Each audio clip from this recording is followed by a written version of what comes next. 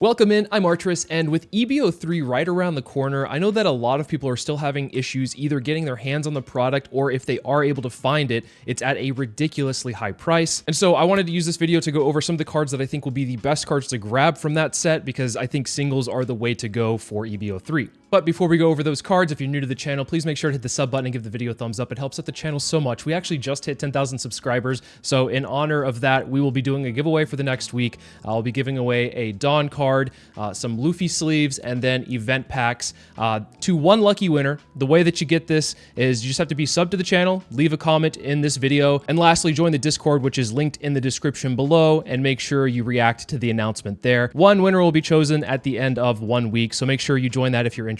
So without further ado, let's go ahead and go right into that list. A couple of things that I look for some of these cards are going to be how meta relevant will they be off the bat? Will they be playable in some good decks? And the other thing I look for is the longevity of that card. Maybe they have a good generic effect, and it might not be relevant now, but it could be relevant later, and as a result, you'd rather get those cards now while they're cheap instead of later on once those prices have spiked up. So starting off in red, I highly recommend grabbing a playset of the 3-cost Sugar and the 5-cost Monet. The 3-cost Sugar is going to be locked to the Sugar leader, which we only have one right now in red and purple, but this card's really great for the deck. It helps facilitate your early game. You can play this down and then cheat out a 6,000 power Don Quixote Pirates type character. So that being said, you can bring out the 5-cost Monet, you can bring out the 5-cost purple Rosie or the 5-cost purple Dofi blocker. There's a couple of different things that you can bring out with this card, and I think it helps you get online a lot faster, because with Sugar, usually the first turn or two, you're kind of not doing too much. You're like searching and maybe playing a little bit defensively, but you can actually hit the board a lot faster with this card. With the 5-cost Monet, though, it's not leader locked or locked to any type. It says on play, look at the top 5 cards of your deck, reveal up to one character card with 1,000 power or less, or an event card and add it to your hand, then place the rest at the bottom of your deck in any order. That effect is just generically good. Being able to grab what is likely going to be a searcher or an event is pretty powerful overall. I think this card would be a good card later on in future sets when we have more leaders that are based around events. Something to keep in mind is that in OP15, Red Blue Lucy has been revealed, which plays around a lot of events, so this could actually be a potentially good card for that deck. Now, will it be played? Probably not, but it is a potential card to add in. Next up, if you're looking to play red, black, Kobe, Hibari, and Kujaku are going to be the cards you're going to need for that deck. These two cards are very powerful for what you're trying to do. The on play when attacking of Hibari, being able to give up to one of your sword type leader or characters the ability to attack active characters during this turn, basically plays around exactly what you're trying to do with that deck. And then the activate main once per turn, give it to one of your opponent's characters minus 1,000 power during this turn is very strong as well.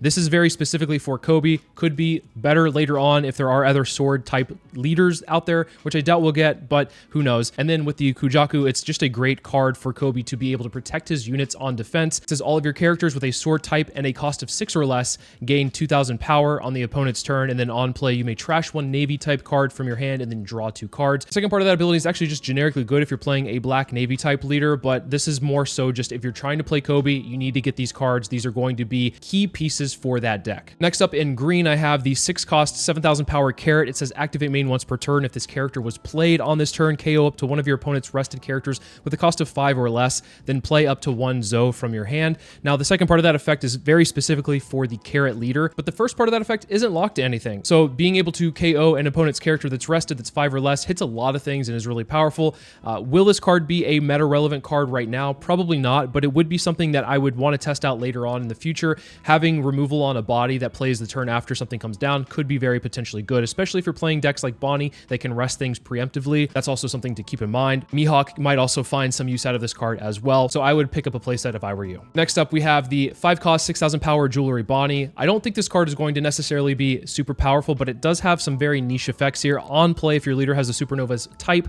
set up to one of your Dawn cards is active, then up to one of your opponent's characters with a cost of 8 or less cannot be rested until the end of your opponent's next turn. Very interestingly enough, we've seen red-green Law start to pop up a little bit with the EB04 meta in the East, and in that deck we have the 8-cost Kid.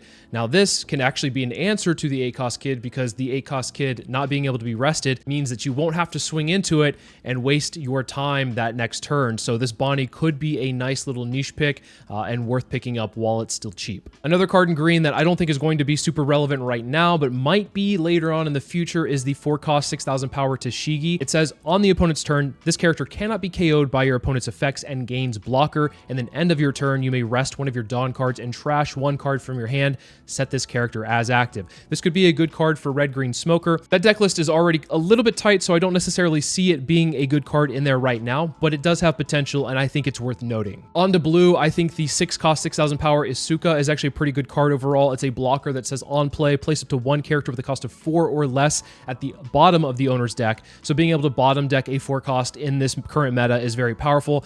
There's a lot of annoyances out there with the 4-cost Marco into Ace, or the 4-cost Boa blocker into the blue-yellow Boa deck. So this is a pretty good card that can just answer those very cleanly. And on top of that, it is a blocker so that you are able to defend yourself pretty easily with this card. Next, I highly recommend grabbing a playset of these VV blockers. These are going to be pretty strong because of the fact that it says on play, play up to one Straw Hat Crew or Alabasta type character card with a cost of 5 or less from your hand. Then you cannot play character cards during this turn. Any card that has synergy with Straw Hat Crew type cards is going to be something to pick up for the future. Even right now, it's very relevant because of the fact that the new red-blue VV leader uses this card very efficiently. You can also run this in things like blue-yellow Nami if you want to. Because of the fact that it doesn't tie itself to any color, you can just bring out the 5-cost yellow Nami if you want along with this blocker. So a pretty good card overall, and I highly recommend grabbing this one. This is probably one of my top 5 cards to grab from this set. If you're looking to play the new promo Nami, I would recommend grabbing the Kaya and Yu. I don't think that these are going to be very expensive overall. The Yu is very important for the promo Nami deck. The Kaya is less so important, but it is a 2K counter that's also East Blue. So if you're wanting to play that deck, please make sure to pick these up. On to purple, a very powerful card overall is the 5-cost, 5,000 power Reiju. It's only going to be powerful in the UP Sanji deck, but that being said, this card is insane, and it's the final missing piece for that deck to really push it over the edge of being a great, like, top-tier deck. It says your turn on play, Dawn -1. If your leader is Sanji, activate the main effect of one event with a cost of 7 or less from your trash. So that being said, you can activate your Gravity Blade, you can activate your Red Rocks. Those cards are going to be on this body, and that's insane, being able to use those effects and then establish a body the same turn. It makes Sanji really scary. You don't have to use just those cards, of course. You can use anything else that you have, but that being said, those are probably the best targets for this card overall. This Big Mom is actually incredibly powerful, especially for the UP Luffy deck. This says on play, draw one card and place one card from your hand at the top of your deck, then add up to one Dawn card from your Dawn deck and set it as active. And then on KO, Dawn -1, add up to one card from the top of your deck to the top of your life cards, and it has a 1K counter on it. So all of these things are immensely powerful for just generically good purple decks, but of course this is going to fit really well into the UP Luffy deck, because if you're on 7 Dawn, you can play this up, ramp up to 8, and then the next turn you can use your leader ability, and you also placed a card at the top that you might be able to then cheat out with a 9-cost Sanji. For instance, if you have like the 8-cost Roger, and then you place that at the top with this card, the next turn you can actually bring it out with the Sanji. So pretty nice overall, great synergy there, and the on KO being able to heal is very powerful, especially having that ability in purple. We have that already with the 9-cost Big Mom, but now we have it again with the 7-cost Big Mom. Your opponent has to ignore it if they don't want to heal you, but also it's hard to ignore a 7K body swinging at you every single turn. If you're looking to play Shirahoshi, this 3-cost yellow Shirahoshi is actually really powerful for the deck. It actually got a lot of good support pieces in EB04, and now in EB03 it has an additional piece to be able to heal up and also buff your side of the field. What's really insane here is if you have 3 of them in hand and you're on 10 Dawn, you can play all 3 of them, buff all of your units up by 3,000 power, heal 3 life, and then leave 1 open for your counter event. So this card is pretty insane for that deck. Outside of it, it's not going to be very relevant, but I would recommend grabbing this if you do want to play Shirahoshi. And then we have everyone's chase card from this set, the 5-cost 6,000 power yellow Nami. On play, give up to 1 rested Dawn card to your leader. Then if your opponent has 3 or more life cards, your opponent adds 1 card from the top of their life cards to their hand. And then on KO, you may turn 1 card from the top of your life cards face up and play up to 1 character card with 6,000 power or less from your hand. Nothing on this card says it's bad. Everything here is just amazing. This card will be a yellow staple until it is rotated out. Every yellow deck should be running this in my opinion, and it's incredibly powerful overall. Just the effect of being able to force your opponent to take a life, and then it has protection, or at least you replace the body when it gets KO'd is pretty nice overall. Unfortunately, I think this card is going to be very expensive. It's probably going to be one of the more expensive SRs we've seen in a hot minute. That being said, if you can pick it up and it's affordable, please do so, because I think this one might just go up over time.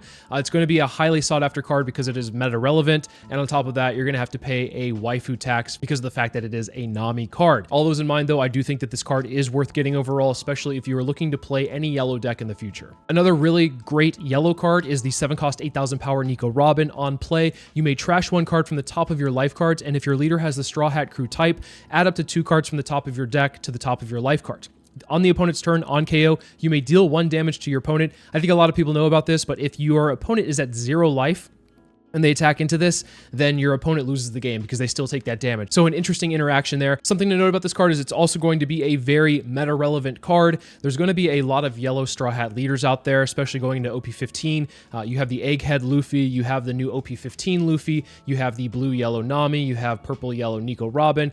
You probably have some more out there as well that I'm forgetting, but this card is going to be a staple for those decks as well. The fact that it heals and then just can't really be removed unless you bottom deck it or bounce it is going to be a nuisance for a lot of decks out there. So this is a card that, once again, if you're looking to play yellow, I highly recommend just grabbing a place out of these. Next, we have the 5-cost 6,000 power Yamato. It says on play, give up to 3 Rested Dawn cards to your Land of Wano type leader, and then on KO, trash up to 1 card from the top of your opponent's life cards. I think this card is only really relevant for green-yellow Yamato. Nobody really plays the mono-yellow Yamato that often.